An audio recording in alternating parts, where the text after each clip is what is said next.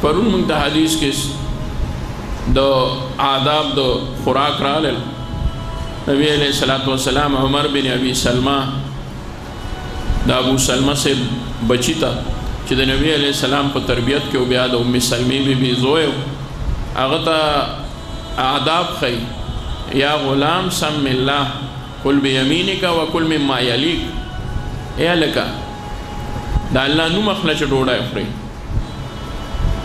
وکل بیمینک او په خلاص باندې خورا وکل مما یلیک او د خپل غاړې خورا د خپل ډډې نه خورا.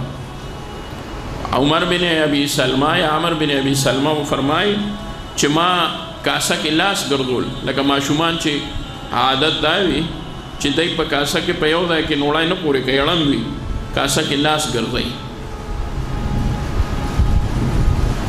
او ټوله کاسه کې لاس وي د ماشومان یو عادت وي. نو نبی علیہ السلام ورته هغه وموي چې د خپل ډډې خورا خو هغه ورته اخره کې وي دعا دا به ورته نور خول سم الله وکل بیمینک وکل مما یلیک. دا غي دوه وجې دي علما فرمایي. نبی علیہ السلام ورته په یو جمله کې درې آداب وکول. خدا وکل مما یلیک چې کم کار هغه کو هغه ورته رستو وي د دې څه وجه ده.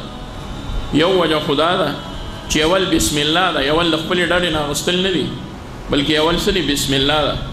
وکل بیمینک او دویم چې دینو په خلاص باندې خوراک دی.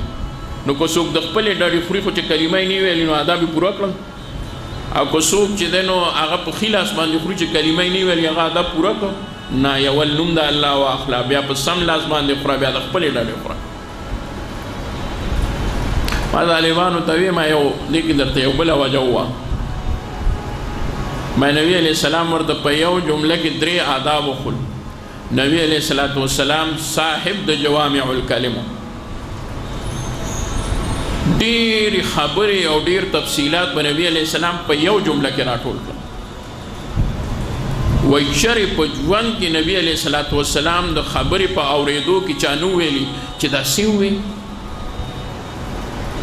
دومره واضح او جدا جدا الفاظ به نبی علیہ السلام استعمال وکړل. راغونډه خبره به کوله بیجا تفصیل به نه بیانو بس مختصر به وي او هغه آداب به بیانول چې هغه به د هغې مناسب وو. نبی علیہ السلام هغه آداب بیان کړل. ما ورته دویم نمبر په دې کې ګورئ وګورئ درې آداب نبی علیہ السلام یو جمله کې بیان کړل. نو دا نور خو یا دا و چې دا ماشوم